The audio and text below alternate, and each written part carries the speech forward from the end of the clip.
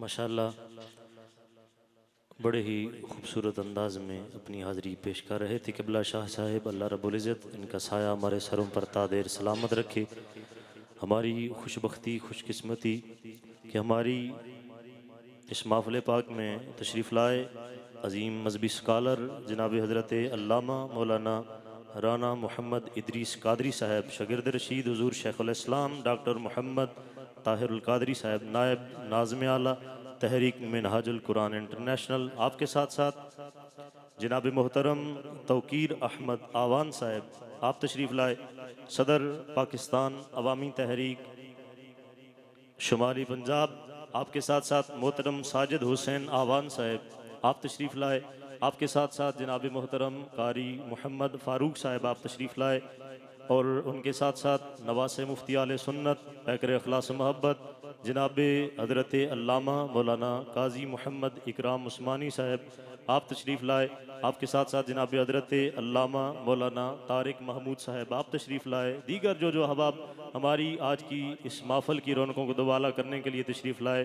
तारागंग से जनाब हज़रत अल्लामा मौलाना सज्जाद हुसैन नक्शबंदी साहब, आप तशरीफ़ लाए। समीम क़ल्ब से अपनी जानिब से अवामुन्नास में से जो हज़रात हमारी आज की इस महफ़िल की रौनकों को दोबाला करने के लिए तशरीफ़ लाए, समीम क़ल्ब से अपनी जानिब से अंजमन मुहिब्बान मुस्तफ़ा सल्लल्लाहु अलैहि वसल्लम की जानिब से दिल की अथा गहराइयों से शुक्रिया अदा करता हूँ, खुश आमदीद कहता हूँ। तो अहबाब, मुझे हुक्म है एक कलाम का भाई माद की जानिब से, बस वो कलाम आपकी समातों की नज़र करके मैं माइक बुला राणा साहब के हवाले कर रहा हूँ। बड़ा ही खूबसूरत कलाम है कि इल्हाम की रिमझिम कहीं बख्शिश की घटा है, ये दिल का नगर है कि मदीने की फ़ज़ा है। ज़रा मोहब्बत के साथ कह दीजिए ना सुभान अल्लाह। ज़रा अपनी इस सुकूत को तोड़ते हुए, बेदारी का इजहार करते हुए, अपने ज़ौक़ को दुबाला करते हुए ज़रा बुलंद आवाज़ के साथ कह दीजिए सुभान अल्लाह। माशाअल्लाह, ढोक मिनहास और गिरदो नवा के ज़र्फ़ कुशादा और खुशअक़ीदा लोग मेरी समातों के महव मरकज़ हैं। बड़ा खूबसूरत कलाम आपकी समातों की नज़र कर रहा हूँ कि इल्हाम की रिमझिम कहीं बख्शिश की घटा है, ये दिल का नगर है कि मदीने की फ़ज़ा है। सांसों में महकती है मनाजात की कलियां, कलियों के कटोरों पे तेरा नाम लिखा है। सांसों में महकती है मनाजात की कलियां, कलियों के कटोरों पे तेरा नाम लिखा है। और गलियों में निकलती है मलाइक की कतारें, एहसास की गलियों में जश्न बपा है। और गलियों में निकलती है मलाइक की कतारें, एहसास की गलियों में जश्न बपा है। आयात के झुरमट में तेरे नाम की मसनद, लफ्जों की अंगूठी में नगीना सा जड़ा है। यासीन तेरे इस्म गिरामी का ज़मीमा है, नून तेरी मदहा कलम तेरी सना है। यासीन तेरे इस्म गिरामी का ज़मीमा है, नून तेरी मदहा कलम तेरी सना है। तौसीफ तेरी बखरे तखय्युल से परे है, तमहीद तेरी नुक्ताए लौला का लमा है। वल्लैल तेरे सायाए गैसू का तराशा, वल असर तेरी नीम निगाही की अदा है। ये लिखकर कलम तेरी कसम टूट गए, लफ्जों के हाथा से तेरी जात वरा है। खुर्शीद तेरी राह का भटकता हुआ जुगनू, महताब तेरा रेज़ाए नक्शे कफे पा है। खुर्शीद तेरी राह का भटकता हुआ जुगनू, महताब तेरा रेज़ाए नक्शे कफे पा है। सूरज को भरने नहीं देता तेरा हबशी, बेज़र को अबू ज़र तेरी बख्शिश ने किया है। बख्शिश तेरे अबरू की तरफ देख रही है, मोहसिन तेरे दरबार में चुपचाप खड़ा है। मोहसिन तेरे दरबार में चुपचाप खड़ा है। आपकी इन मोहब्बतों में दावत खिताब दे रहा हूँ शागिर्द रशीद हुजूर शेखुल इस्लाम डॉक्टर मोहम्मद ताहिरुल कादरी। मेरी मुराद जनाब हज़रत अल्लामा मौलाना राना मोहम्मद इदरीस साहब, इंतहाई अदब से गुजारिश करूँगा कि अपने मलफूज़ात आलिया से हमारे कुलूब अज़हां को मुनव्वर फरमाएँ। बारे देगर कुर्बो जवार से तशरीफ़ लाने वाले मुअज़्ज़ज़ मेहमानान गिरामी का अपनी जानिब से अंजमन मुहिब्बान मुस्तफ़ा सल्लल्लाहु अलैहि वसल्लम की जानिब से दिल की अता गराइयों से शुक्रिया अदा करता हूँ, खुश आमदेद कहता हूँ। मोहब्बत पर एक नारा लगा दीजिए, अपनी बेदारी का सबूत देते हुए मोहब्बत के साथ ज़ौक़ को दुबाला करते हुए नारे तकबीर, नारे रिसालत, नारे रिसालत, नारे तहकीक। मेरा खुदा जिसे औजे कमाल देता है उसे बुतूल की चौखट पे डाल देता है। परखना हो किसी को तो या अली कहो, ये नाम वो है जो शजरे खंगाल देता है। नारे हैदरी, नारे हैदरी, नारे गौसिया, ताजदारे खत्म नबुव्वत, ताजदारे खत्म नबुव्वत, नारे रिसालत।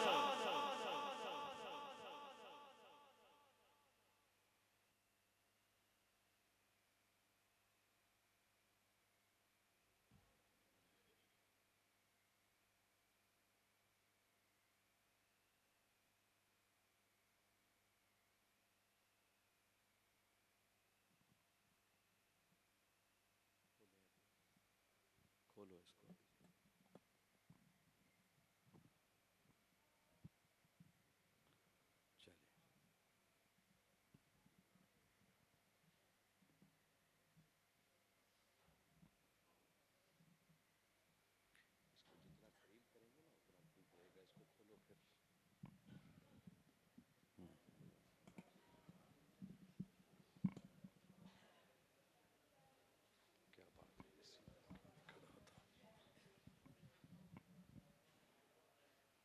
फिर तो नहीं गिर जाएगा भाई।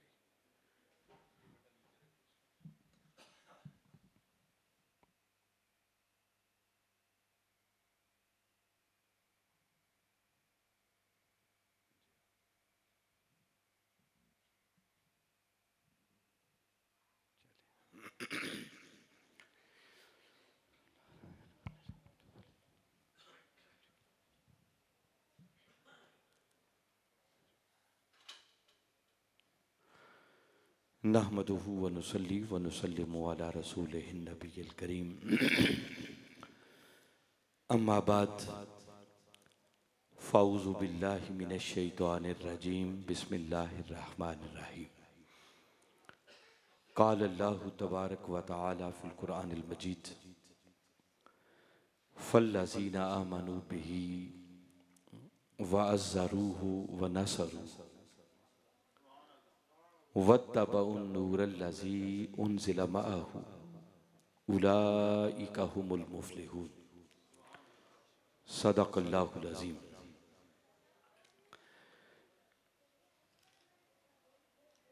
काबिल सद एहतराम जनाब मोहतरम हाजी मोहम्मद सफ़दर साहिब और वाजिबुल एहतराम जनाब मोहतरम मोहम्मद तौकीर आवान साहिब, सदर पाकिस्तान अवामी तहरीक जिला चकवाल, और काबिल सद एहतराम जनाब मोहतरम साजिद महमूद आवान साहिब,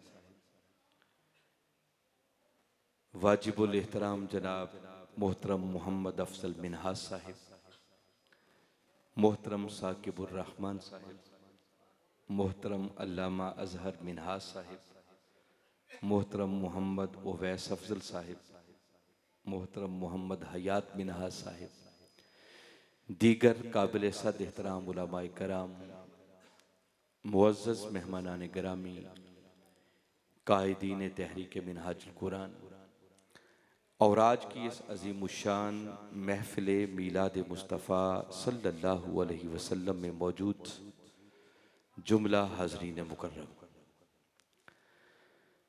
अल्लाह रब्बुल इज़्ज़त का लाख लाख शुक्र है कि जिसने अपनी तौफ़ीक़ ख़ास और हुज़ूर नबी अकरम सल्लल्लाहु अलैहि वसल्लम के नालैन मुबारक के तसद्दुक़ से हमें आज की इस नहायत ही बाबरकत नशिस्त में हाजिर होने की तौफ़ीक़ अता फ़रमाई।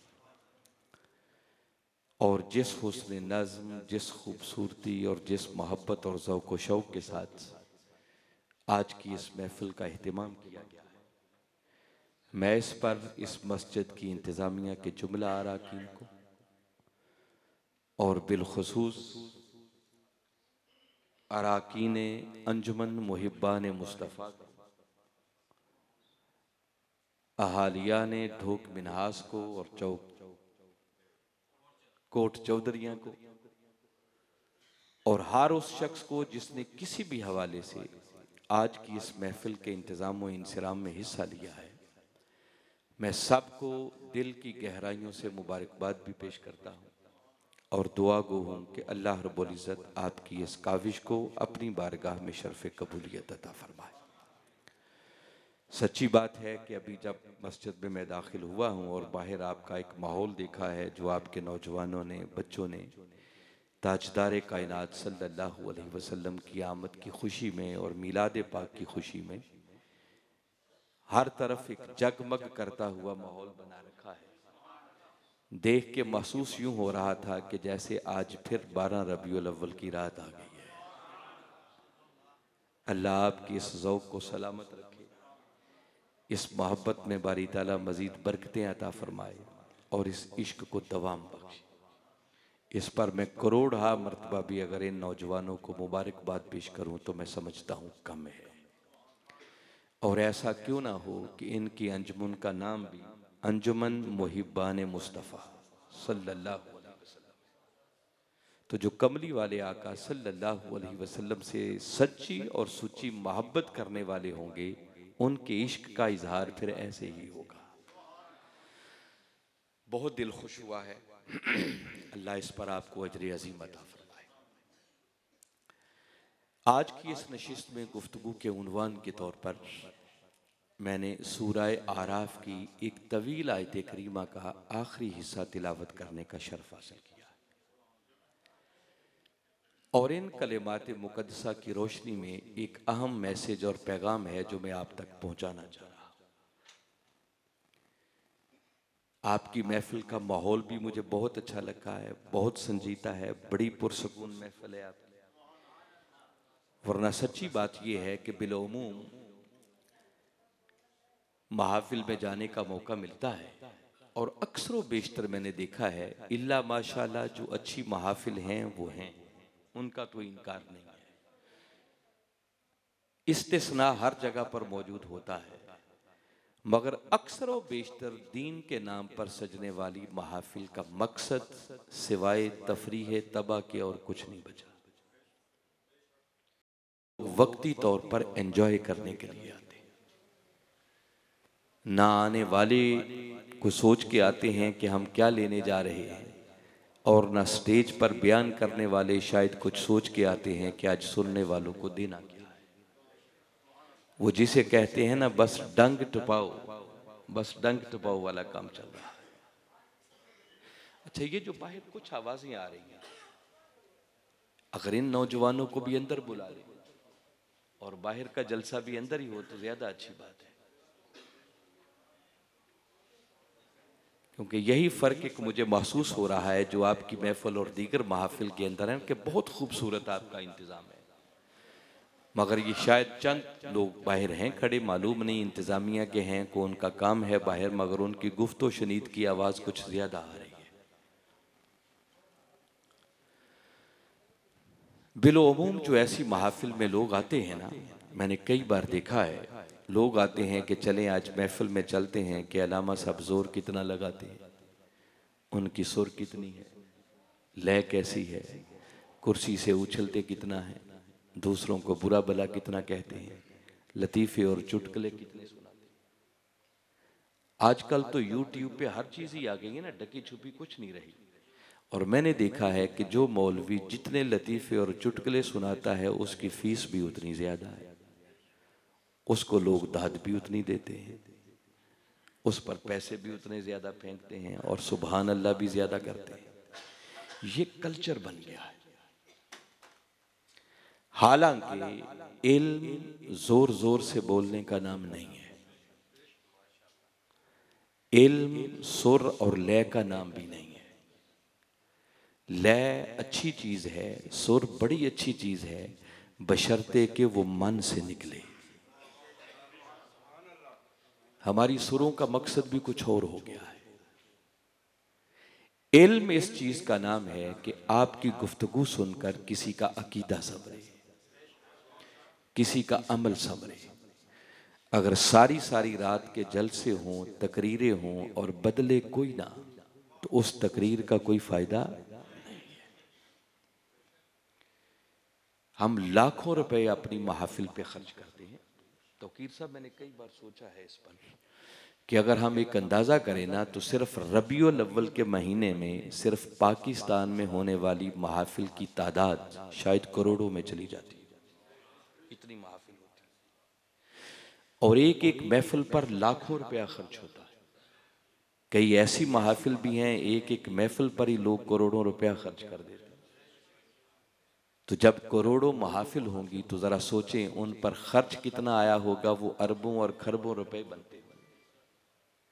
मगर हमने कभी बैठकर एनालिसिस किया कि ये जो हमने लाखों रुपए लगाकर एक महफिल की, तो इस महफिल के जरिए हमारी बच्चों की तरबियत का सामान क्या मिला?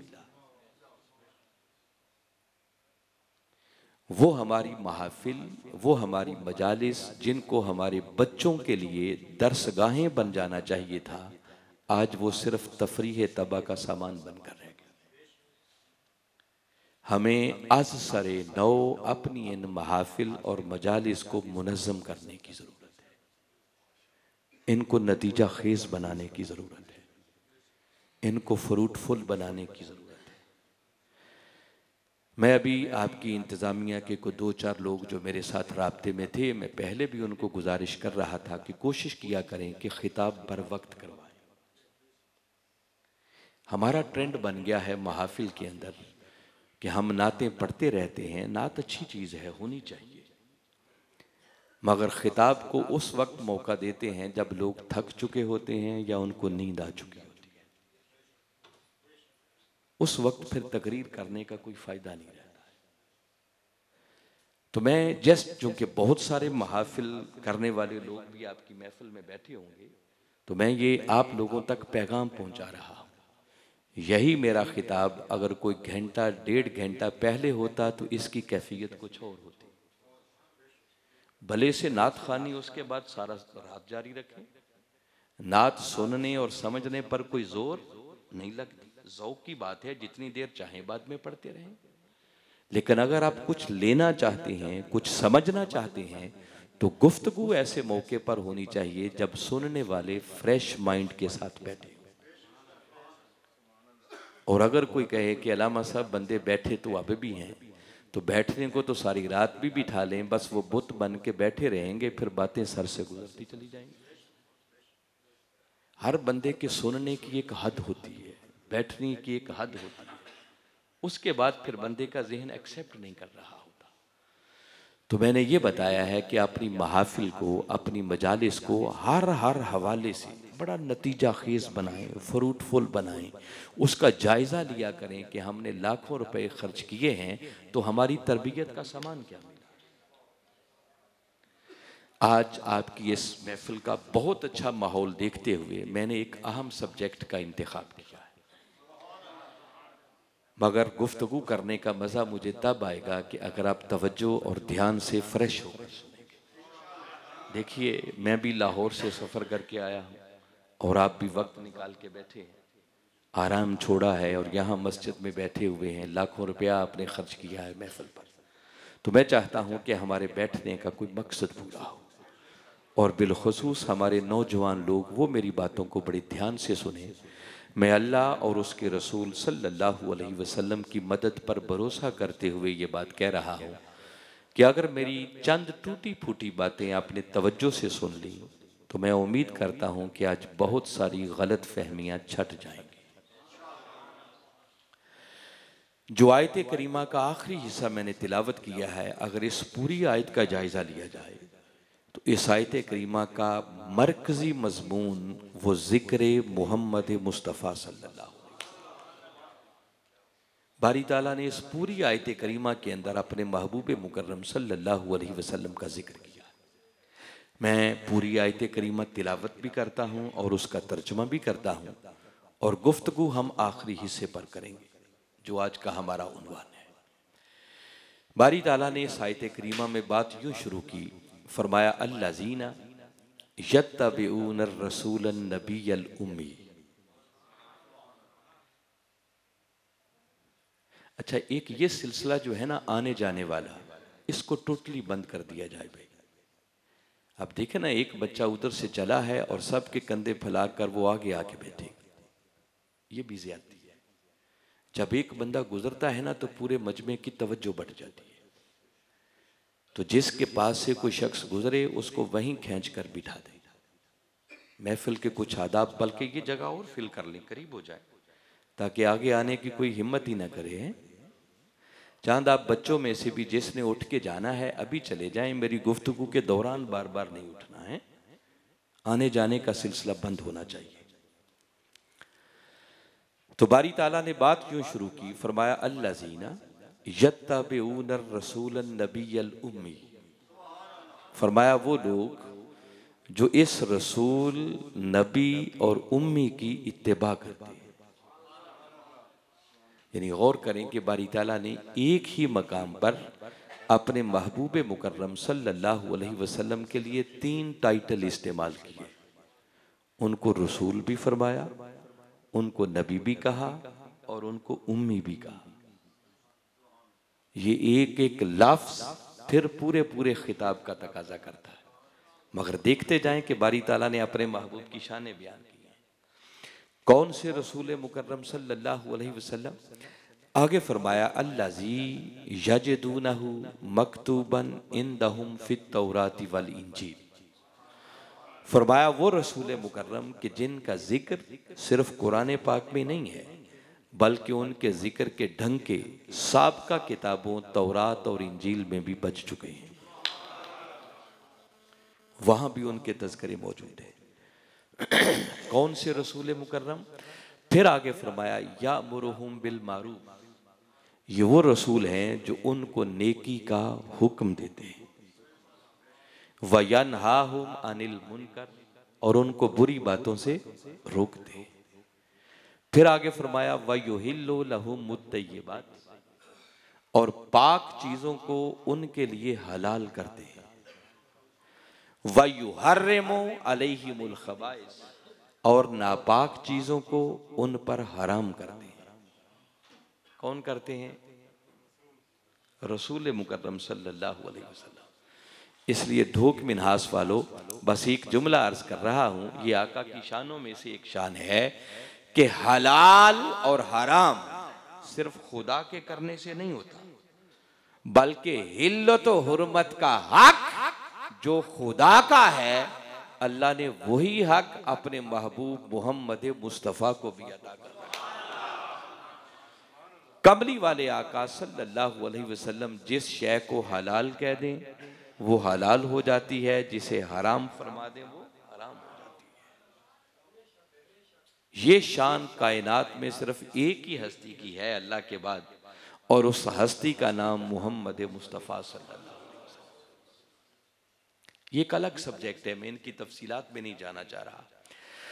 आगे फरमाया वयादाउ अनहुम इसरा, और ये वो रसूल मुकर्रम सल्लल्लाहु अलैहि वसल्लम हैं जो इनके गुनाहों के बोझों को इनसे उतारते। वल अगलाल अल्लती कानत अलैहिम, और ये जो गुलामी के तौक इन्होंने गर्दनों में डाल रखे हैं ना, उनसे इन्हें आजाद करते।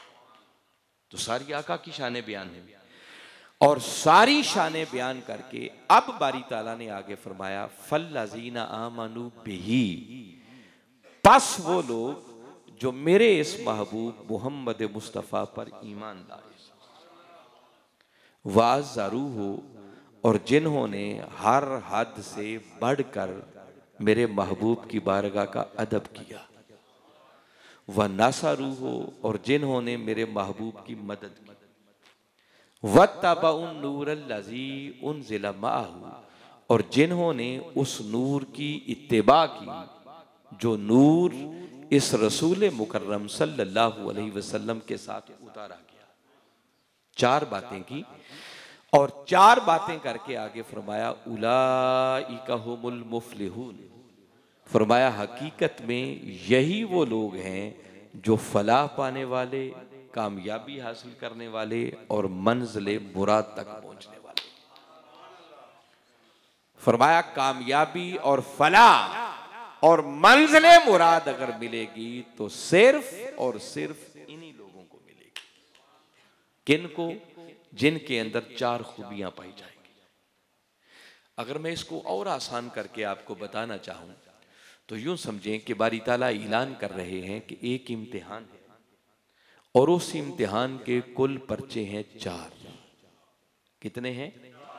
और बारी ताला ऐलान कर रहे हैं कि जो शख्स बयाक वक्त इन 4 पर्चों में पास हो जाएगा, फरमाया उसको कामयाबी की सनद और डिग्री अता कर दी जाएगी।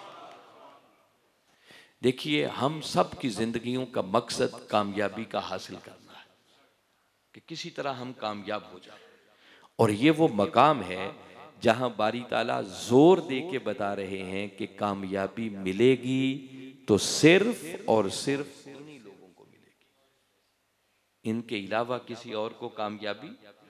तो सब्जेक्ट जानने और समझने वाला है कि अगर हम कामयाबी हासिल करना चाहते हैं तो हमें मालूम होना चाहिए कि कामयाबी किन को मिलनी है। उसके लिए बारी ताला फरमा रहे हैं कि भाई एक इम्तिहान है और उस इम्तिहान के कुल पर्चे हैं 4, और जो खुश नसीब बयक वक्त इन 4 पर्चों में पास हो जाएगा, फरमाया हम उसे कामयाबी की सनद और डिग्री अता कर देंगे।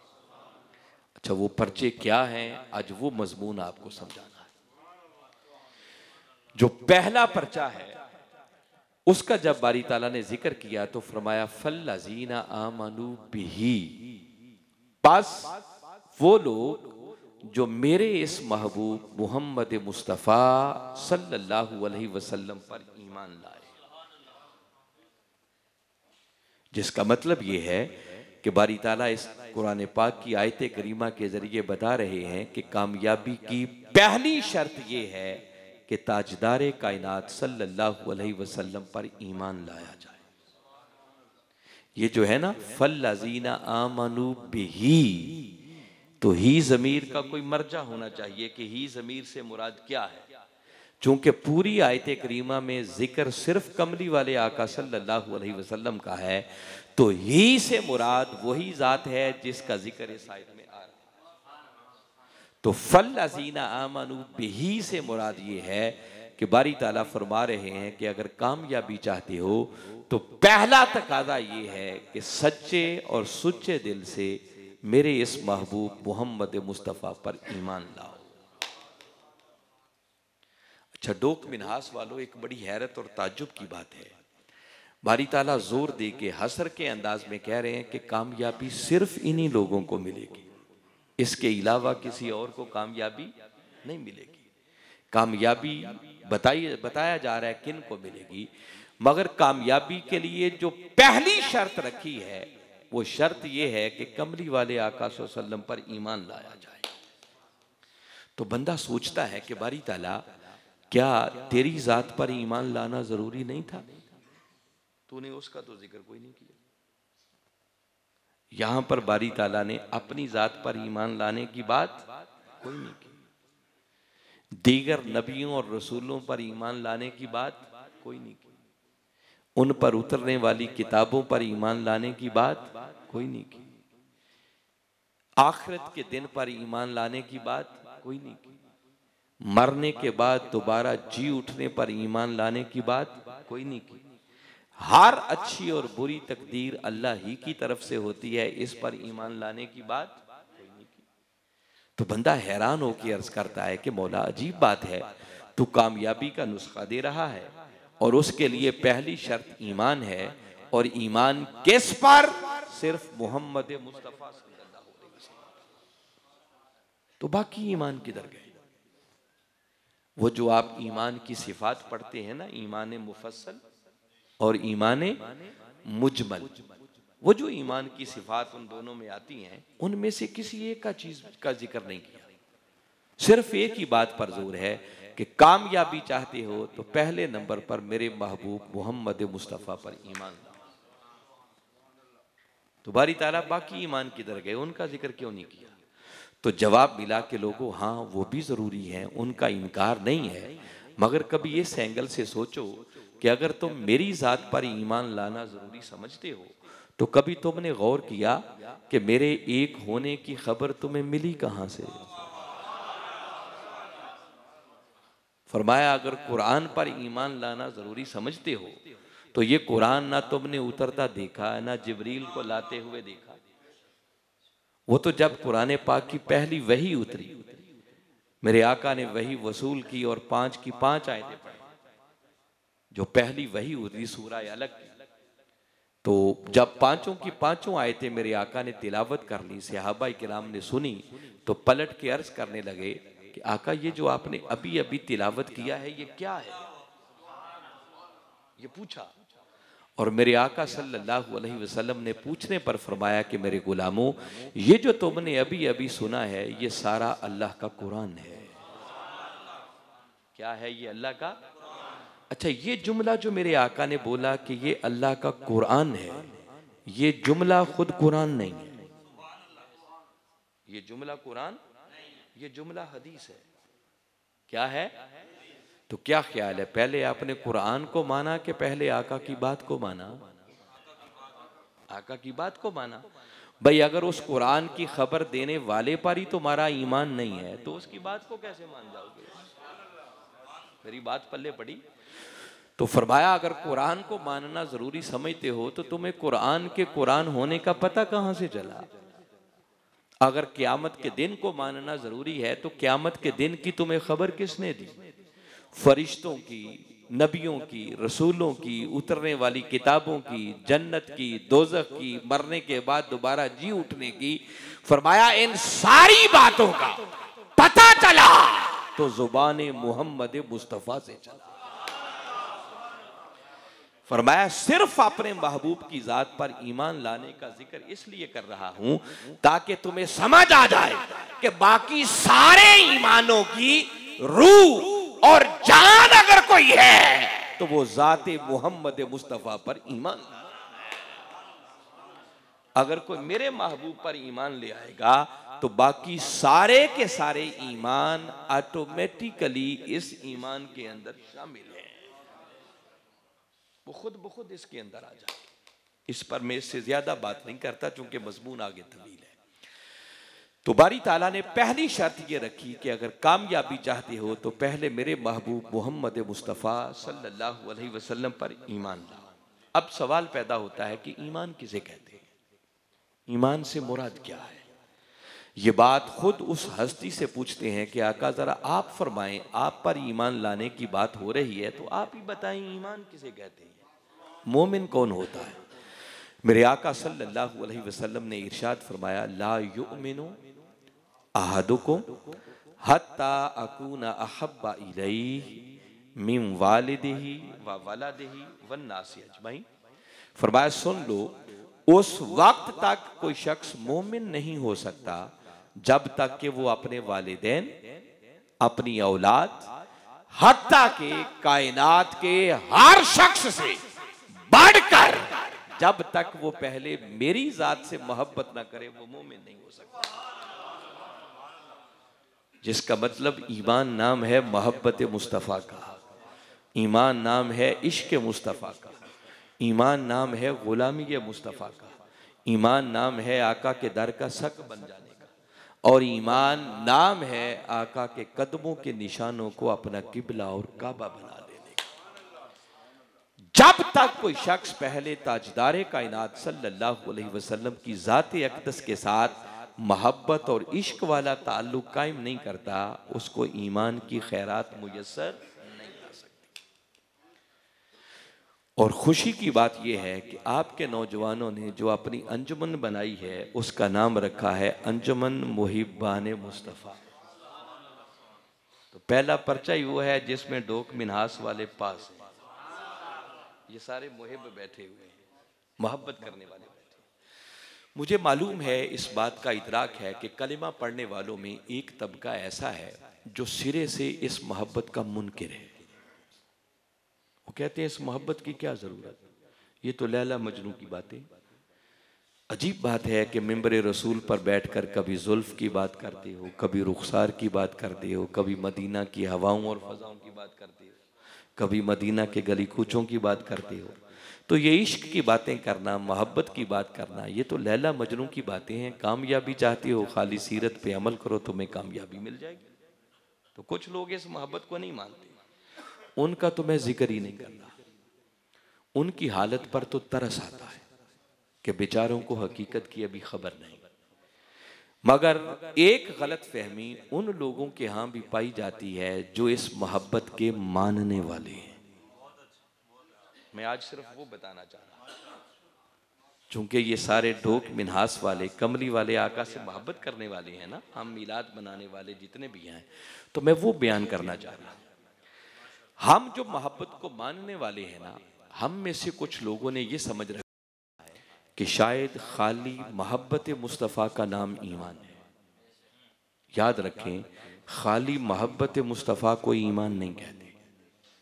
देखिए ना, हम अपने वालिदैन से भी मोहब्बत करते हैं, औलाद से भी मोहब्बत करते हैं, बीवी बच्चों से मोहब्बत करते हैं, मालो दौलत से मोहब्बत करते हैं, कारोबार से मोहब्बत करते हैं, घर बार से मोहब्बत करते हैं।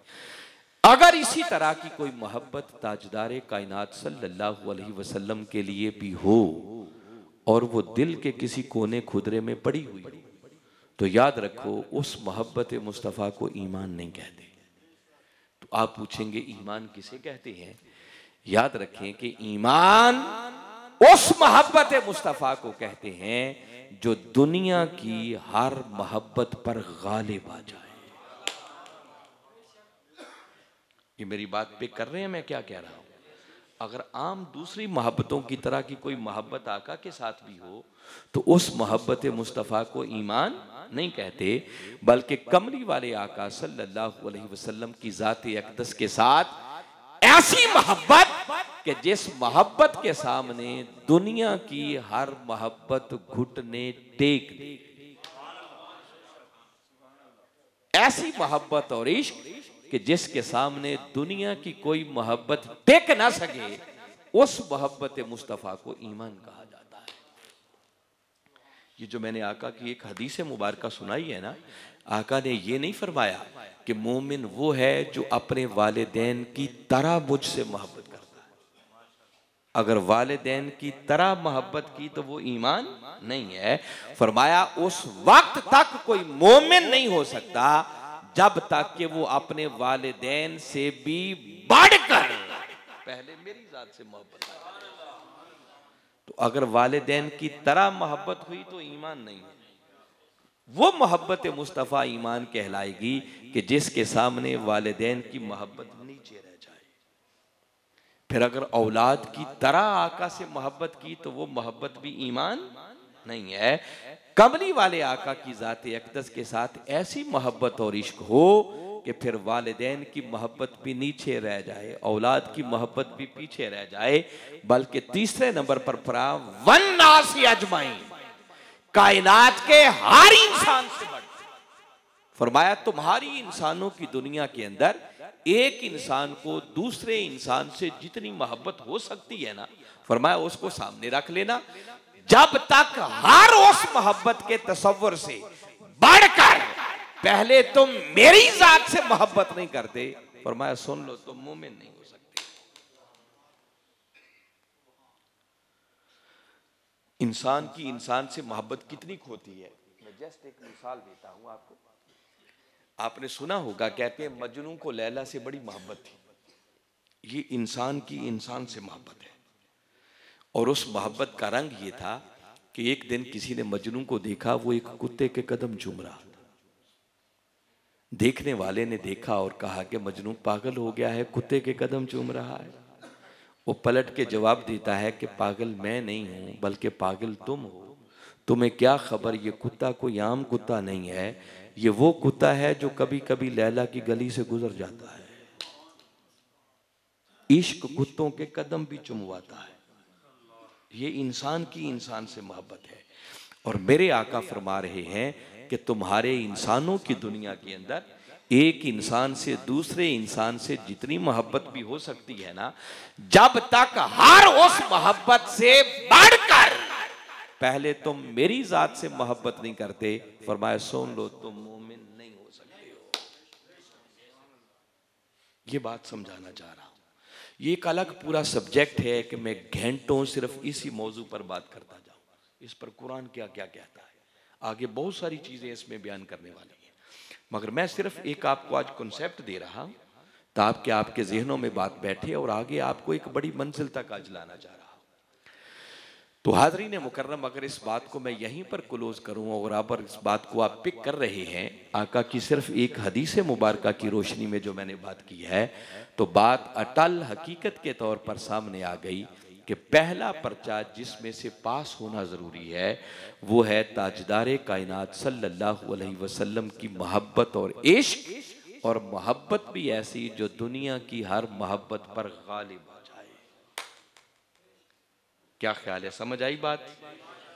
अब देखो ना, किसी हस्ती से ऐसी मोहब्बत हो जाए कि वालिदैन की मोहब्बत भी नीचे रह जाए, औलाद की मोहब्बत भी पीछे रहे, मालो दौलत की मोहब्बत भी पीछे रह जाए, दुनिया की कोई मोहब्बत जिसका मुकाबला ना कर सके, तो क्या ख्याल है उसे खाली मोहब्बत कहेंगे? वो मोहब्बत नहीं बाबा, वो तो कोई इश्क और दीवानगी की कैफियत होगी। इसका तकाजा आका कर रहे हैं और यही कुरान का तकाजा भी है। तो पहली शर्त और पहला तकाजा जिसे पूरा करना जरूरी है, जिसको बारी ताला ने ईमान का टाइटल दिया कि मेरे महबूब पर ईमान लाओ, उससे मुराद है कमली वाले आका सल्लल्लाहु अलैहि वसल्लम की ज़ात अक़दस के साथ मोहब्बत और इश्क, और मोहब्बत भी वो जो दुनिया की हर मोहब्बत पर गालिब आ जाए। दूसरे नंबर पर आगे फरमाया वअज़्ज़रूहु, और जिन्होंने हर हद से बढ़कर मेरे महबूब की बारगाह का अदब किया। ये भी मैंने लफ्जों का तर्जमा बताया। कुरान पाक के अंदर बारी ताला ने अदब के मफहूम को बयान करने के लिए ताजीम का लफ्ज इस्तेमाल किया। अल्लाह ने अपनी निशानियों की बात की और फरमाया वमन युअज़्ज़िम शाइरल्लाह फ़इन्नहा मिन तक़वल कुलूब। युअज़्ज़िम ये ताजीम से निकला है। फरमाया जो अल्लाह की निशानियों की ताजीम करता है, तो ताजीम का लफ्ज है, मगर पूरे कुरान को पढ़ लें, जब ताजदारे कायनात सल्लल्लाहु अलैहि वसल्लम की बारगाह अक़दस के अदब की बात आई है, तो कुरान ने किसी एक जगह पर भी ताजीम का लफ्ज इस्तेमाल नहीं किया, बल्कि जहां भी लफ्ज इस्तेमाल किया वो ताजीर का लफ्ज है। जैसे ये मकाम आपने पढ़ा वअज़्ज़रूहु, अज़्ज़रू ये ताजीर से निकला है। एक और मकाम पर है, वहां है वतुअज़्ज़िरू, वो भी इसी ताजीर से निकला है। और ताजीर उस अदब और ताजीम को कहते हैं जो हर हद से बढ़कर हो। तो दोनों लफ्जों में फर्क तो होगा ना, ताजीम और ताजीम, जो बारी ताला ने अलग अलग इस्तेमाल किए। तो बता रहा हूं कि बारी ताला फरमाना ये चाह रहे हैं कि लोगों वो अदब जो किसी हद और दायरे के अंदर अंदर होना, फरमाया वो कायनात में किसी और का तो हो सकता है, मेरे महबूब की बारगाह के लायक नहीं हो सकता। फरमाया मेरे महबूब की बारगाह के लायक अदब बनता ही तब है जब वो हर हद क्रॉस कर जाए। और मैं कामयाबी चाहते हो तो फिर मेरे महबूब की बारगाह का ऐसा अदब करना होगा जो हर हद से बढ़कर हो। मुमकिन है कई लोग सोच रहे हो मेरी ये बात सुनकर के अलामा साहब ये हद से बढ़ना तो अच्छा काम नहीं होता, ये हद से बढ़कर अदब होता क्या है, ये मैं समझाना चाह रहा। और इस पर भी सिर्फ एक ही ईमान अफरोज बात सुनाता हूं, जिस पर फैसला आप करेंगे कि ये अदब जो सहाबा ने किया ये हद के अंदर था या हद से बढ़कर। फैसला हम आप पर छोड़ेंगे। सही बुखारी शरीफ है, सियासिता की किताबें भरी पड़ी हैं। हुआ यूं कि किसी कबीले में कोई झगड़ा हो गया और ताजदार कायनात सल्लल्लाहु अलैहि वसल्लम उनका फैसला करने के लिए तशरीफ ले गए। वापसी में कुछ ताखीर हो गई, पीछे नमाज का वक्त था और सहाबा किराम आपके इंतजार में थे कि कब कमली वाले आका तशरीफ लाएं तो हम बाजमात आका के पीछे नमाज अदा करें। इंतजार करते रहे मगर ताखीर कुछ ज्यादा हो गई।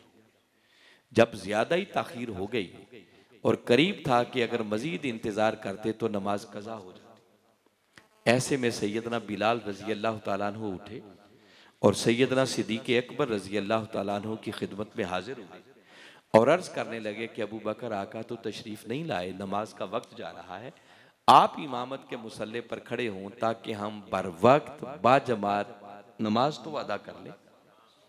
अब हदीस मुबारक बताती है कि सैयदना सिद्दीक़ अकबर रज़ी अल्लाह तआला अन्हु इमामत के मुसल्ले पर आ गए। इकामत हो गई, जमात खड़ी हो गई, सूरा फातिहा भी पढ़ी जा चुकी थी। सहाबा किराम सफ दर सफ अबू बकर की इक्तिदा में नमाज अदा कर रहे थे कि ऐसे में ताजदार कायनात सल्लल्लाहु अलैहि वसल्लम वापस मस्जिद में तशरीफ ले आए। मेरे आका ने देखा कि मेरे गुलाम अबू बकर की इक्तिदा में नमाज अदा कर रहे हैं। अब चाहिए तो ये था कि जमात खड़ी हो चुकी है, आप लेट आए हैं, तो जहां जगह थी वहीं खड़े हो जाते। देखो ना, अगर जमात खड़ी हो जाए, कोई लेट आए, तो किसी को आगे जाने की इजाजत है? भले से किसी का बाप आ जाए, गांव का नंबरदार आ जाए, किसी का उस्ताद आ जाए, हत्ता कि किसी का पीरो मुर्शिदी क्यों ना आ जाए, अगर जमात खड़ी हो गई है, कोई लेट है, तो अब किसी को आगे जाने की इजाजत, जहां जगह है वहीं खड़ा होना पड़ेगा। मगर ढोक मिनहास वालों, याद रखो, नमाज नाम ही बारगाह मुस्तफ़ा के अदब का है। हमारे आका पीछे खड़े नहीं हुए, आका ने सफ़ें चीर कर पहली सफ तक पहुंचने के लिए गुजरना शुरू कर दिया। जैसे ही पहली सफ में से गुजरे, अब सहाबा कंधे से कंधे मिला के खड़े होंगे, दरमियान में से आका गुजरे, तो जब गुजरे होंगे तो सहाबा किराम की नजर तो पड़ी होगी। जब नजर पड़ी तो अब वो अगलों को बताना चाह रहे थे कि आका तशरीफ ले आए, मगर हालत नमाज में थे, जुबान से बोल नहीं सकते थे, हाथ बंधे हुए थे ना। तो हदीस मुबारक बताती है फसफ़कन्नास, तस्फीक के अल्फाज हैं कि सहाबा किराम ने तालियां बजाई, यूं हाथों पर उल्टे हाथ मारे, तालियां बजाई ताकि अगलों को खबर हो जाए कि कायनात के आका तशरीफ ले आए। हमारे आका सफों में से गुजरते जा रहे हैं और तालियों का शोर बुलंद होता चला जा रहा है। अब इमामत के मुसल्ले पर खड़े हैं सैयदना सिद्दीक़ अकबर रज़ी अल्लाह तआला अन्हु। रावी ने उनका जिक्र करने से पहले मजमून को रोक कर एक जुमला लिखा है। कहते हैं ये वो अबू बकर हैं कि जब नमाज पढ़ते थे तो उनका ध्यान कभी दाएं बाएं नहीं हटता था। उनकी यकसुई का जिक्र किया। मगर अबू बकर कहते हैं कि उस दिन तालियां इतनी बजी कि मैं जो इमामत के मुसल्ले पर खड़ा था तो सोचने पे मजबूर हो गया कि सहाबा किराम तालियां क्यों बजा रहे हैं, कहीं मुझसे कोई गलती तो नहीं होगी।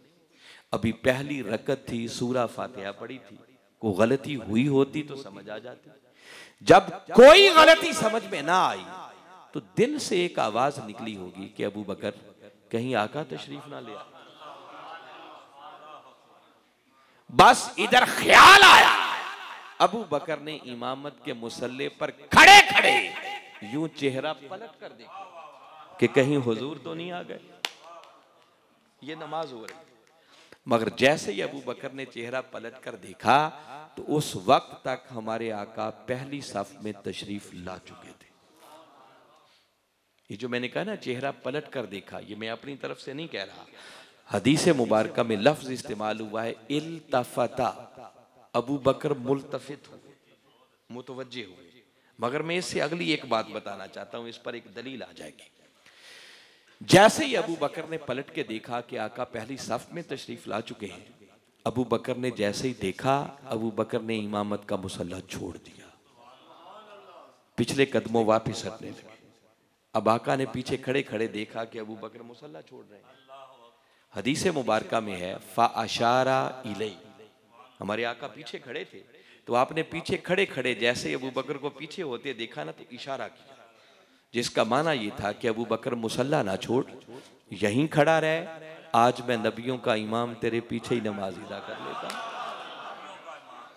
कुर्बान जाएं अबू बकर के मुकद्दर पर जिन्हें आका ये फरमाए, मगर कुर्बान जाएं अबू बकर के अदब पर। ये बात जो देखी कि आका ने इशारा किया है, खड़े रहने का हुक्म दिया है, तो अबू बकर ने अल्लाह की हम्द बयान की।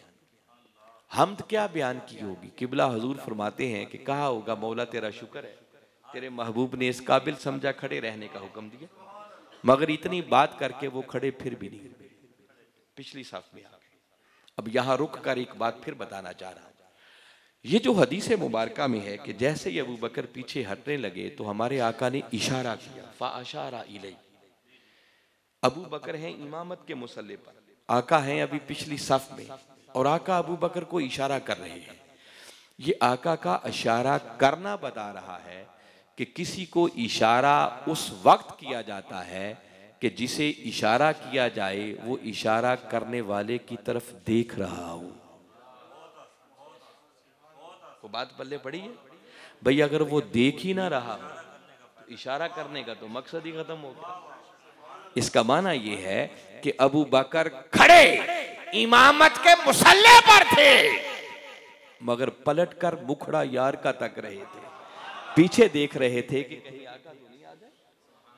तो अबू बकर ने मुसल्ले पर खड़े खड़े पलट के देखा, शुक्राने के कलिमात कहे, अबू बकर ने मुसल्ला छोड़ दिया, पिछली सफ में आ गए, आगा इमामत के मुसल्ले पर गए, जमात कराई, नमाज पढ़ाई। जब नमाज मुकम्मल हो गई, फारिग हो गए, तो मेरे आका ने अबू बकर को बुला लिया और सारे लोगों के सामने वहीं मजमे के अंदर अबू बकर से एक सवाल किया और पूछा, मा मना अन तस्बुता इस अमर। पूछा, अबू बकर बता, जब मैंने तुम्हें हुक्म दिया था कि मुसल्ले पर खड़े रहना, पीछे ना हटना, तो बता मेरे हुक्म के बावजूद भी तूने इमामत का मुसल्ला क्यों छोड़ा? ये सवाल किया। हुजूर शेखुल इस्लाम प्रोफेसर डॉक्टर मोहम्मद ताहिरुल कादरी मद्दाजिल्लाहुल अली इस हदीस की शरह करते हुए यहाँ पर एक बड़ी मोहब्बत भरी बात लिखते हैं। आप कहते हैं कि सोचने की बात है कि हमारे आका सल्लल्लाहु अलैहि वसल्लम जो अबू बकर से पूछ रहे हैं कि अबू बकर बता मेरे हुक्म के बावजूद भी तूने मुसल्ला क्यों छोड़ा, तो क्या आका को पता नहीं था कि अबू बकर ने मुसल्ला क्यों छोड़ा है? क्या ख्याल है ढोक मिनास वालों का? अच्छा, ये कोई इल्म गैब का मसला भी नहीं है। हमारा अकीदा तो ये है ना कि हमारे आका तो सीनों में छुपी हुई नीयतों को भी जानते हैं, मगर ये मसला तो कॉमन सेंस का है। 14 सदियां बीत गई, सिर्फ हदीस मुबारका पढ़े ना तो इतनी बात तो हमें भी समझ में आ जाती है कि अबू बकर ने मुसल्ला छोड़ा था तो आका के अदब की वजह से छोड़ा था। तो क्या माज़ अल्लाह हमारे आका को इतनी समझ भी नहीं थी? समझ थी, जानते थे कि अबू बकर ने मुसल्ला क्यों छोड़ा है, मगर सवाल ये है कि जब जानते थे तो फिर पूछा क्यों? ये सवाल है। इसके हजार असबाब हो सकते हैं क्यों पूछा, जो अल्लाह और उसका रसूल बेहतर जानता है। मगर हुजूर शेखुल इस्लाम फरमाते हैं कि एक बात जो मेरा ज़ौक़ और विजदान कहता है, जिसको नज़रअंदाज नहीं किया जा सकता, कि शायद हमारे आका सल्लल्लाहु अलैहि वसल्लम ने अबू बकर से पूछा इसलिए था कि जब अबू बकर से ये सवाल करूंगा तो अबू बकर कोई जवाब तो देगा ना, और फिर अबू बकर जो जवाब देगा, अबू बकर का वो जवाब क़यामत तक फ़ज़ाओं में गूंजता रहेगा। और हमारे आका अबू बकर के लहजे में क़यामत तक आने वाली इंसानियत को समझाना चाह रहे हैं कि सुनो, अबू बकर के अकीदे में बारगाहे मुस्तफ़ा का अदब क्या है। ये सुनवाना मकसूद था। पूछा, अबू बकर बता मेरे हुक्म के बावजूद भी तूने मुसल्ला क्यों छोड़ा? कुर्बान जाएं उस परवाना चिरागे मुस्तफ़ी के जवाब पर, रिक्कत के साथ रोकर कदमों से लिपट के अर्ज करते हैं, मा काना li इब्ने अबी कुहाफा था युसल्लिया व बैना यदैहि रसूलिल्लाह। अर्ज करते हैं, आका आपका हुक्म सार आंखों पर, लेकिन अबू कुहाफा के बचड़े अबू बकर की मजाल कहां कि हुजूर पीछे खड़े हों और वो आगे खड़ा हो जाए।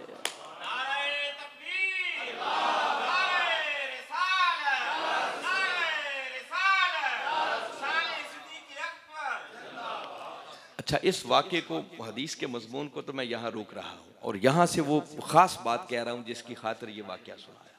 ज़रा एक लम्हे के लिए चश्मे तसव्वुर में लाएं कि मस्जिद है, नमाज है, नमाज भी बाजमात है, इमामत के मुसल्ले पर सैयदना सिद्दीक़ अकबर खड़े हैं, पीछे सहाबा की सफ़ें बनी हुई हैं, और ऐसे में कमली वाले आका पिछली सफ़ में पहली में तशरीफ़ ले आए। अब सैयदना सिद्दीक़ अकबर रज़ी अल्लाह ताला अन्हु एक ऐसी सिचुएशन में आ गए, सूरत हाल ऐसी बन गई कि एक तरफ खुदा की नमाज जैसी इबादत है और दूसरी तरफ बारगाह मुस्तफ़ा का अदब है, और बैक वक्त दोनों काम, दोनों में से कोई एक हो सकता है, या नमाज पढ़ लें या पहले आका का अदब कर लें। क्योंकि अगर नमाज जारी रखें तो कमली वाले आका का अदब जाता है कि आप आगे खड़े रहें और आका पीछे खड़े रहें। और अगर आका के अदब की वजह से मुसल्ला छोड़ के पीछे आए तो खुदा की नमाज छोड़ना पड़ती। और दोनों काम एट ए टाइम एक ही काम हो सकता है। तो जब ऐसी सूरत हाल बनी होगी तो जरा सोचे ना, अबू बकर ने भी एक लम्हे के लिए रुक कर गौर तो किया होगा ना कि अब मैं क्या करूं। ये सवाल पैदा हुआ होगा ना कि क्या करूं, खुदा की नमाज जारी रखूं या पहले रसूल का अदब करूं। बस इधर ख्याल आया होगा, वो अंदर बैठा हुआ मुफ्ती बोल पड़ा होगा कि अबू बकर सुन ले, अगर नमाज रह गई तो कोई बात नहीं, कज़ा भी पड़ी जा सकती है, मगर यार का अदब रह गया तो सुन ले, जिंदगी भर की पड़ी हुई भी रद्द कर दी जाएंगी, कुछ भी पल्ले में बाकी नहीं रहेगा। और अबू बकर ने कोई एक लम्हा जाये किए बगैर, अब मैं ये डंके की चोट पे पूरी जिम्मेदारी से बात कह रहा हूं, मुमकिन है कई लोग ये बात कहने से डरते हो, मगर मेरी जिंदगी का सबसे बड़ा फख्र ये है कि मुझे वक्त के मुजद्दिद शेखुल इस्लाम डॉक्टर मोहम्मद ताहिरुल कादरी के कदमों से निस्बत है। और ये इस सदी के अंदर उस मर्द कलंदर ने दुनिया को इल्म की खैरात बांटी है। इसलिए मैं पूरे एतमाद से कह रहा हूं, सैयदना सिद्दीक़ अकबर रज़ी अल्लाह ताला अन्हु ने कोई एक लम्हा ज़ाये किए बगैर खुदा की नमाज जैसी इबादत को बारगाहे मुस्तफ़ा के अदब पे कुर्बान कर दिया। क्या ख्याल है, किया या नहीं किया? कोई है इसके अलावा इसका जवाब? और आका ने सारा सवाल भी पूछ लिया, अबू बकर का जवाब भी सुन लिया, पूरी हदीस को पढ़े, नहीं फरमाया मेरे आका ने कि अबू बकर तूने गलत किया, आइंदा ऐसे नहीं करना, मेरी खातिर तूने नमाज ही छोड़ दी। और आका का मना ना करना इस बात की तस्दीक है कि आका ने मोहरे तस्दीक सब्त कर दी कि अबू बकर तूने जो किया वो हक किया। अब मैं यहां रुक कर जो आपसे पूछना चाह रहा हूं कि आप सच्चे और ठंडे दिल से जरा मुझे बताएं कि ये जो सैयदना सिद्दीक़ अकबर रज़ी अल्लाह ताला अन्हु ने अदब करके दिखाया कि आका की खातिर इमामत का मुसल्ला ही छोड़ दिया, क्या ख्याल है, ये अदब हद के अंदर है या हद से बढ़कर है?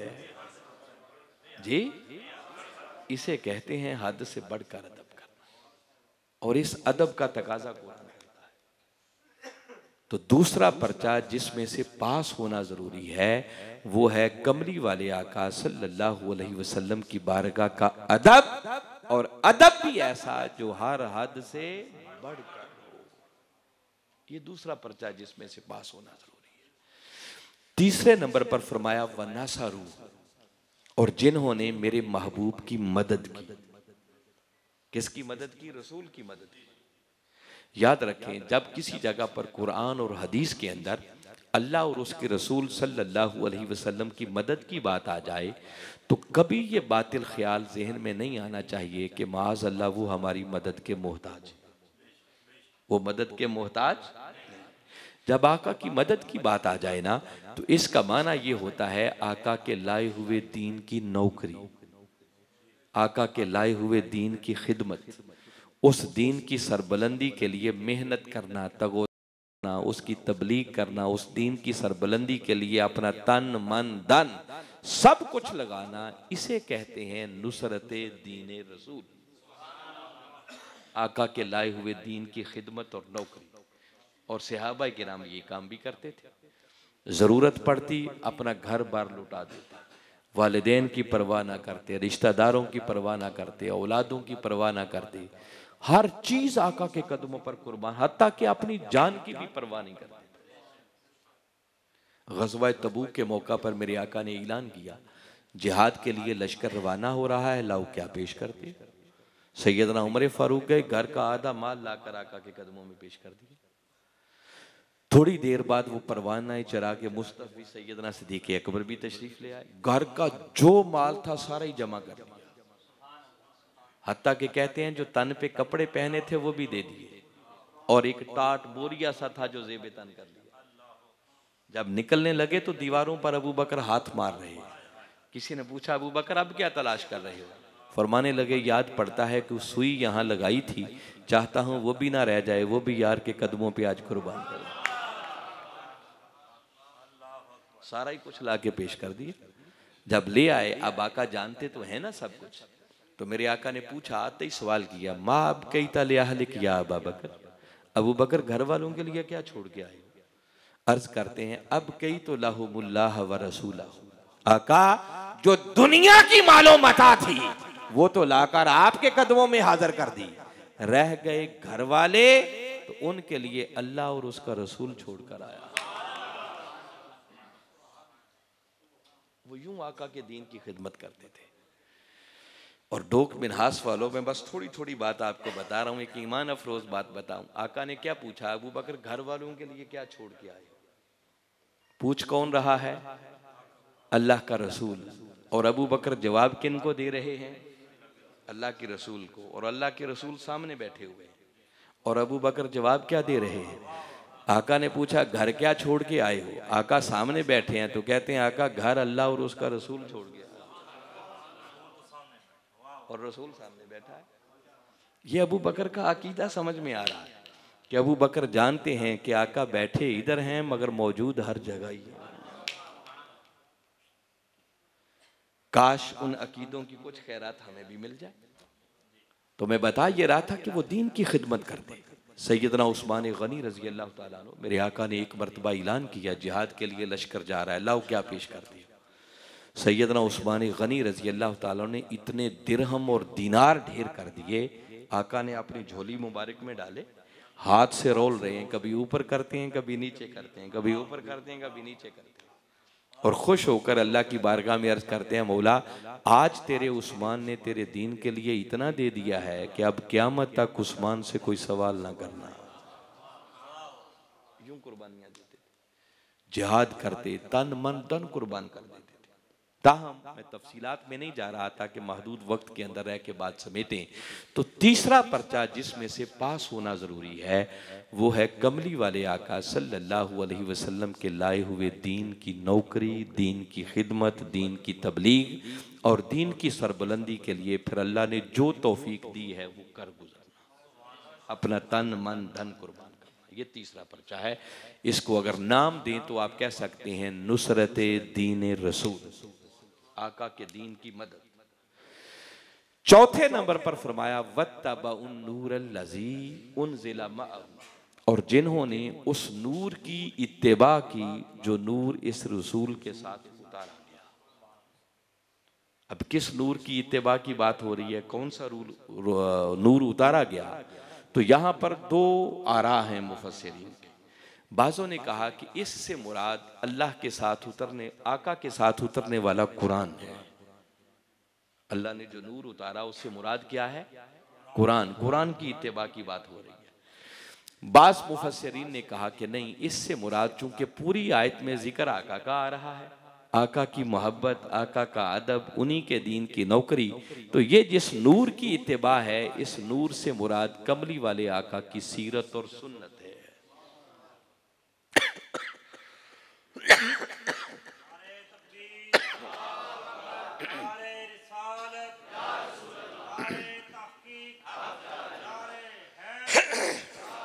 फरमाया इससे मुराद आका की सीरत तैयबा की इत्तिबा है, आका की सुन्नत मुबारका पर अमल करना है। मगर बाज़ मुफस्सिरीन ने इसमें तत्बीक की और हुजूर शेखुल इस्लाम फरमाते हैं भी इसमें झगड़ने वाली तो बात ही कोई नहीं। अगर जो कहते हैं कि इससे मुराद अल्लाह का कुरान है तो भाई कुरान क्या है? कुरान खुद सीरत मुस्तफ़ा की सबसे बड़ी किताब है। किसी ने उम्मुल मोमिनीन हजरत आयशा सिद्दीक़ा रजी अल्लाह ताला अन्हा से पूछा था कि उम्मुल मोमिनीन जरा फरमाएं हमारे आका के अखलाक कैसे थे? जवाब देती हैं काना खुलुकुहुल कुरान। ए पूछने वाले, क्या कुरान पढ़ के नहीं देखा? ये सारे का सारा कुरान कमली वाले आका की अदाओं का नाम है।